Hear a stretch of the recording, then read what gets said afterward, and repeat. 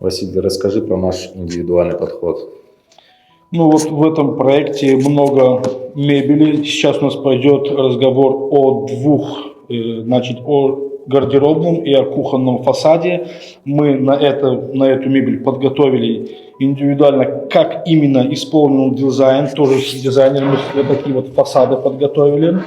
И на гардеробную, и на кухонную мебель. Это МДФ, шпон дуба.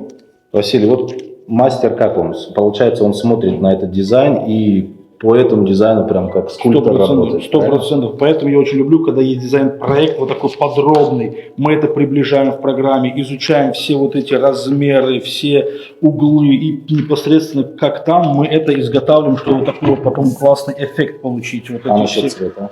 Цвета — это другая история, там наш маляр, он тоже работает, мы вначале показываем клиентам, они выбирают, и мы для них изготавливаем вот такие непосредственно выкрашенные детали.